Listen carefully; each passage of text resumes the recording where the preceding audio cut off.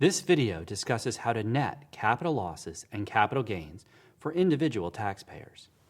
In general, capital losses may only be deducted against capital gains. To the extent capital losses exceed capital gains, taxpayers other than corporations may deduct up to $3,000 of the loss against ordinary income. A capital loss is the loss arising from the sale or exchange of a capital asset. Just as with gains, a taxpayer may have a short-term capital loss, which is a loss on the sale of an asset held for a year or less, or a long-term capital loss, which is the loss on the sale of an asset held for longer than a year. When working with capital gains and losses, remember, capital losses may be deducted to the extent of capital gains. To the extent capital losses exceed capital gains, $3,000 of the loss may offset ordinary income. The non-deductible amount of the loss carries over to the next taxable year. The complication in this area comes from understanding how to net the various types of capital gains and losses. The basic approach to these problems is fairly straightforward. First, net all the long-term gains and losses, and then all the short-term gains and losses. If the netting of long-term and short-term gains and losses produces either both long-term and short-term net losses or long-term and short-term gains, stop the netting process. There is nothing left to net. If there are gains, report the gains on your return.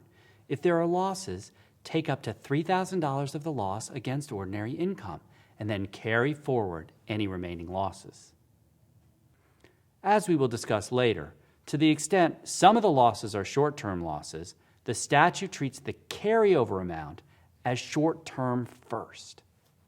If the netting process produces long-term gains and short-term losses, net the long-term gains and the short-term losses. If the netting process produces long-term losses and short-term gains, net the long-term losses and the short-term gains. Remember, a taxpayer may take up to $3,000 in capital losses against ordinary income. This amount first comes from short-term losses and then from long-term losses. If there are insufficient short-term losses to satisfy the $3,000 amount, the remaining amount comes from any remaining long-term losses. Let's try some examples.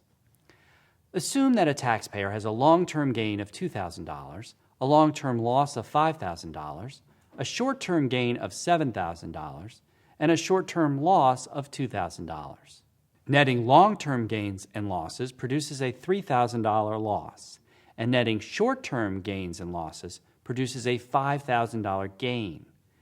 Since the long-term and short-term signs are different, long-term is negative and short-term is positive, we net the two again, producing a $2,000 short-term capital gain. Since this is a gain, the taxpayer reports the gain on the return. The gain keeps its character after the netting process. So here, the taxpayer reports a $2,000 short-term capital gain.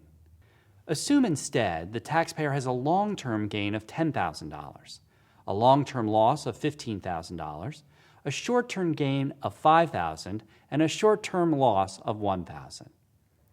The net long-term produces a $5,000 loss, and the net short-term produces a $4,000 gain. Since the long-term and short-term signs are different, long-term is negative and short-term is positive, we net the two again, producing a $1,000 long-term loss. Since the loss is less than the $3,000 carryover amount, the entire loss may be deducted against ordinary income. Now assume that the taxpayer has $2,000 of long-term gains, $10,000 of long-term losses, along with $4,000 in short-term gains and $15,000 of short-term losses. The taxpayer has a net long-term capital loss of $8,000 and a net short-term capital loss of $11,000. Since both the signs are the same, the netting process stops. Our taxpayer is allowed to deduct $3,000 from ordinary income, and the remaining amounts are carried forward.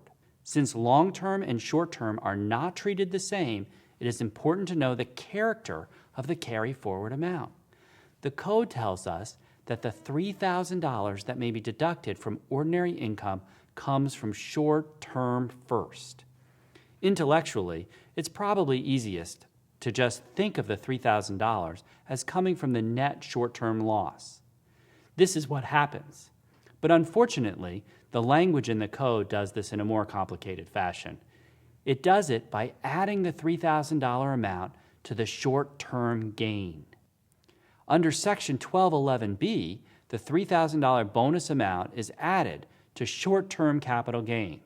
Remember, the code has already accounted for the $3,000, so the resulting losses, $8,000 in long-term and $8,000 in short-term, are now carried forward, keeping their character. Remember to net all long-term gains and losses and then all short-term gains and losses. If the resulting signs, plus or minus, are the same, stop and report the gains or losses. If both long-term and short-term are negative, use $3,000 to offset ordinary income, taking them first from short-term, then carry forward the remainder. If the signs are different, net the gains and losses, and if there is a loss, use $3,000 to offset ordinary income, taking from short-term first.